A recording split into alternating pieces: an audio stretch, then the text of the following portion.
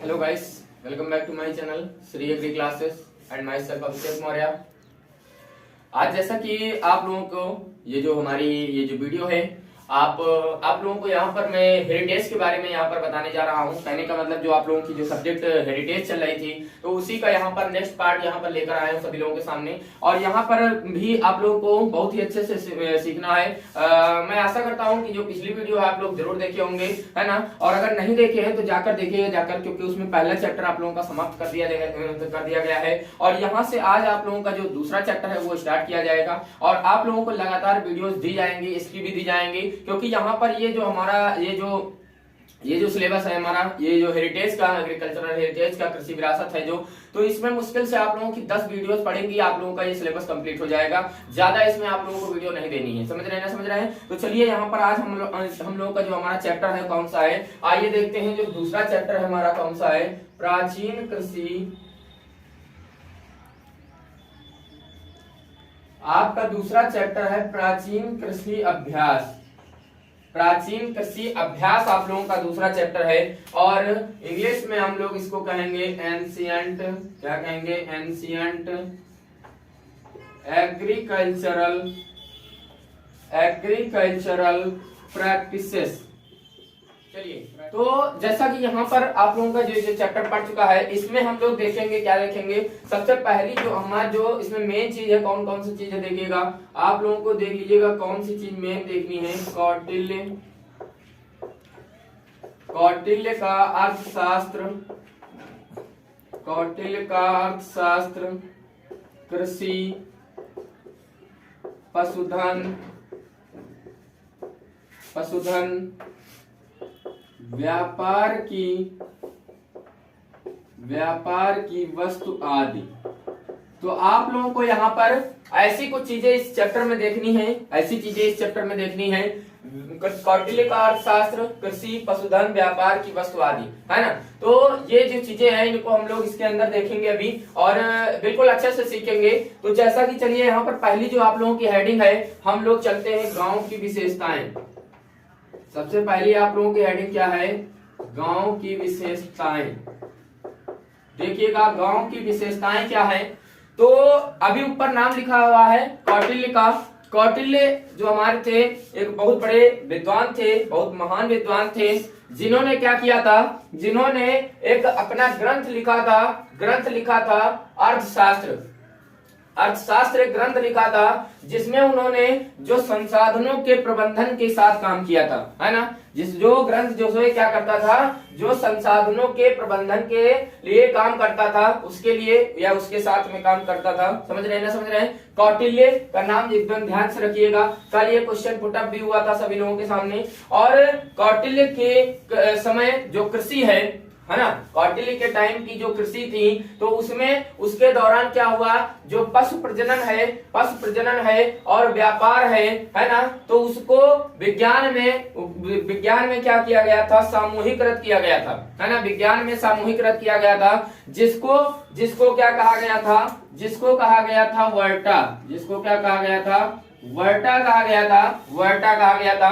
और कौटिल्य ने कृषि को बहुत बड़ा महत्व दिया था अपने टाइम में, सबसे ज्यादा उन्होंने कृषि पर फोकस किया था। और जिसकी वजह से क्या हुआ था कि जो भी हमारे, जैसे मान लीजिए कि उन्होंने बहुत ज्यादा महत्व दिया, तो इन्होंने काफी चीजें विकसित की अपने टाइम में, अपने एज में बहुत सारी चीजें मतलब जो है चलाई, बहुत सारी चीजें स्टार्ट की, बहुत सी चीजों को बताया। और यहाँ पर जैसा कि जो कृषि है उसका आज बहुत बड़ा महत्व है, कृषि का आज बहुत महत्व है। जैसे कि जो सरकारी अधिकारी होते हैं, है ना, तो उनसे क्या होता है, नीति और प्रशासनिक सहायता के द्वारा, जो नीति होती है या प्रशासनिक पॉलिसी और जो प्रशासन वगैरह होते हैं, तो उनकी सहायता से हम लोग देखिएगा क्या क्या पता कर सकते हैं। अच्छे बीज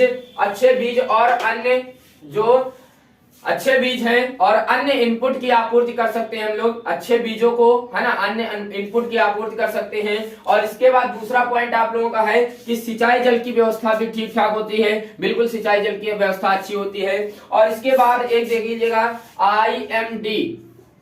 IMD के तहत हम लोग जो है वर्षा की भविष्यवाणी भी कर देते हैं। वर्षा की भी भविष्यवाणी की जाती है कि कब वर्षा होगी कब वर्षा नहीं होगी, IMD के तहत। बात समझ रहे ना। तो इस प्रकार से जो कृषि थी, कृषि गांव मतलब जो है इस प्रकार से कृषि का काफी ज्यादा विकास हुआ। कृषि का धीरे धीरे जब विकास होता रहा कौटिल्य की एज में ऐसा विकास हुआ। और इसके बाद जो कौटिल्य थे, कौटिल्य ने काफी चीजों को, बहुत से महत्वपूर्ण पहलुओं को अपने उसमें सुझाया है और बताया। क्या क्या बताया, चलिए आइए देखते हैं। चलिए सबसे पहला पॉइंट देखते हैं हम लोग कि जो कृषि है, कृषि में क्या होना चाहिए, एक अधीक्षक व्यक्ति होना चाहिए। अधीक्षक व्यक्ति होना चाहिए जो कि क्या हो, जिसको कृषि और बागवानी जो भी कृषि से संबंधित जो भी चीजें हैं उनके बारे में जानकारी होनी चाहिए। जो कृषि का अधीक्षक होता है उसको कृषि और अन्य चीजों के बारे में बिल्कुल अच्छे से जानकारी होनी चाहिए, बिल्कुल होनी चाहिए अच्छे से, है ना। और इसके बाद अगला पॉइंट ये है कि जो बुआई से पहले क्या होता है, जो भूमि होते हैं, जो भूमि के जो मालिक होते हैं, मालिकों द्वारा जो श्रमिक होते हैं वो दास बना के रखे जाते थे, है ना, दास बना के रखे जाते थे। समझ रहे हैं। तो ऐसी चीजें होती थी। इसके बाद हमारा देखिएगा, कहने का मतलब है तीसरा पॉइंट क्या है आप लोगों का, कि जो वर्षा है, विशेष रूप से वर्षा बहुत अधिक महत्व रखती है। कहने का मतलब है जैसे मान लीजिए हमको अपनी फसल से उच्च उपज लेना है तो उसको समय पर हमको टाइमली जरूर बोना चाहिए, टाइमली हमको उसको समय पर बोना चाहिए। हमारी जो वर्षा होनी मतलब जो हमारी फसल है अगर उच्च उपज लेनी है तो, समझ रहे हैं, ठीक है ना। तो इस प्रकार से यहाँ पर इनके कुछ 3 पॉइंट्स बताए गए आप लोगों को। आगे चलेंगे हम लोग और व्यापार और विपणन जानते हैं, है ना। व्यापार और विपणन देखिए क्या था कि जो व्यापार और विपणन था तो उसमें सभी उद्योगों को उनके स्वामित्व के आधार पर या उनके अनुसार 2 समूहों में वर्गीकृत किया गया था, 2 समूहों में बांटा गया था। सबसे पहला समूह आपका था प्रमुख उद्योग समूह, है ना, प्रमुख उद्योग समूह। और इसके बाद दूसरा आपका निजी समूह रखा गया, है ना, दूसरा आपका निजी समूह रखा गया। तो कहने का मतलब ये है कि आप लोगों का जो कृषि उत्पादन है ना, जो कृषि उत्पादन होता था, जो भी कृषि से जो चीज उत्पादन होती थी, उत्पादित होती थी, या फिर जो भी वितरण होता था या भी उत्पादन होता था, तो उसका जो खपत होता था, उसका खपत किसके द्वारा नियंत्रित किया जाता था, राजा के द्वारा। किसके द्वारा नियंत्रित किया जाता था, राजा के द्वारा नियंत्रित किया जाता था। जबकि जो निजी स्वामित्व है, निजी स्वामित्व के उद्योगों की मतलब जो निजी स्वामित्व वाले जो उद्योग थे, है ना, इनके जो उद्योग थे, इसमें जो है इस श्रेणी में किसको रखा गया, इस श्रेणी में कृषि को रखा गया था। इस श्रेणी में किसको रखा गया था, कृषि को रखा गया था। कहने का मतलब ये जो है राज्य सरकार को सभी को नियंत्रित और विनियमित करना चाहिए, है ना, विनियमित करना चाहिए। और कौटिल्य के द्वारा सुझाए गए जो भी इन प्रथाओं, है ना, जो भी प्रथाएं थी उनका पालन भारतीय किसानों ने शताब्दियों तक किया, है ना, शताब्दियों से अधिक समय तक किया उन्होंने। और कृषि के लिए जो वैज्ञानिक कृषि के लिए आज टिकाऊ के रूप में प्रासंगिक है, मतलब जो है टिकाऊ हो गई है। जो भी पीछे कौटिल्य ने जो भी चीजें बताई कृषि के बारे में, जैसी वैसी भी चीजें बताई, वो आज बिल्कुल टिकाऊ हो गया है। आज उसका भी फॉलो किया जा रहा है, काफी ज्यादा अनुसरण उस चीज का किया जा रहा है। बात समझ रहे। तो व्यापार और विपणन में 2 उद्योगों में बांटा गया और इसमें खपत राजा और इस वाले में कृषि को रखा गया। बात समझ रहे। आइए अगला चलते हैं और अगला पॉइंट जानते हैं। यहाँ से अगला पॉइंट आप लोगों का है कौन सा, देखिएगा। अगला आप लोगों को क्या पढ़ना है भाई, प्राचीन मृदा वर्गीकरण। आप लोगों को पढ़ना है प्राचीन मृदा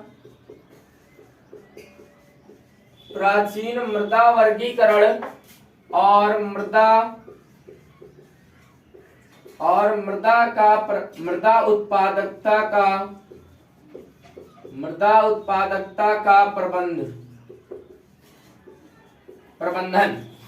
उत्पादकता का प्रबंधन। तो जैसा कि आप लोगों को प्राचीन मृदा वर्गीकरण और मृदा उत्पादकता का प्रबंधन पढ़ना है, आइए चलते हैं। और यहाँ पर जितने भी प्रकार से यहाँ पर मृदा को प्रबंधन किया गया है या उसका वर्गीकरण किया गया है, वो हम पॉइंट्स देखेंगे और उसके तहत हम लोग जो है एकदम अच्छे से सीख लेंगे कि किस प्रकार से इसका वर्गीकरण किया गया था, प्राचीन जो मृदा थी हमारी, है ना।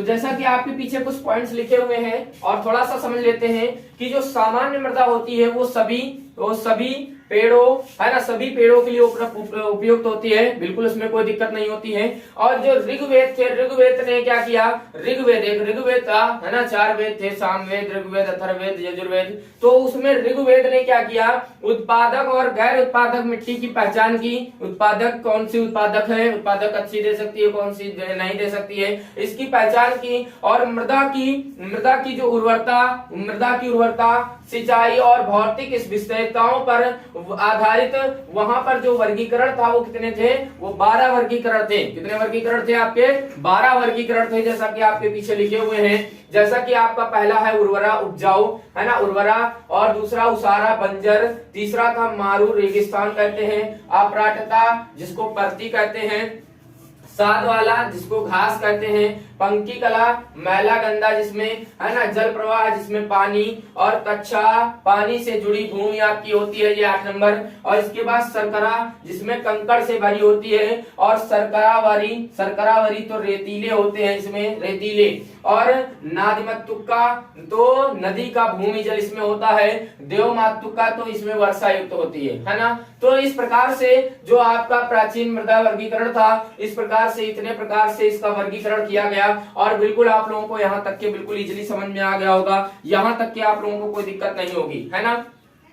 इस प्रकार से आप लोगों का जो भी हेरिटेज का जो भी लेक्चर चल रहा है वो लगातार आप लोगों को मिलता चला जा रहा है और मिलता चला जाएगा, आगे तक के मिलेगा। बिल्कुल यहाँ से जो आपकी हेरिटेज है वो आपकी 9 से 10 वीडियो में खत्म कर दी जाएगी, आप बिल्कुल परेशान मत होइए। तो इसका मतलब आप लोगों का थोड़े ही दिनों में आपकी जो हेरिटेज है बिल्कुल समाप्त हो जाएगी और आपको इसके नोट्स भी मिल जाएंगे जल्दी, है ना। धीरे धीरे आप लोगों को जो भी चीजें हैं इनके नोट्स भी प्रोवाइड कराए जा रहे हैं। आप लोग देख रहे होंगे सभी सब्जेक्ट्स के धीरे धीरे आप लोगों को नोट्स प्रोवाइड करवाना स्टार्ट कर दिया गया है। तो इस प्रकार से आप लोगों को वहां से कोई भी प्रॉब्लम नहीं होगी, बिल्कुल अच्छे से आप लोगों को सभी चीजें प्रोवाइड कराई जाएंगी और बिल्कुल अच्छे से पढ़ाई करवाई जाएगी। आप लोग बिल्कुल अच्छे से तैयारी करिए, ठीक है ना। चलिए चलते हैं और मिलेंगे नेक्स्ट वीडियो में, फिर एक ऐसी ही वीडियो लाके आप लोगों के सामने रखेंगे हेरिटेज की, है ना। और इस प्रकार से आप लोगों को बिल्कुल हेरिटेज बिल्कुल अच्छे से समझ में आ जाएगा। ओके, चलिए चलते हैं, मिलेंगे नेक्स्ट वीडियो में। धन्यवाद।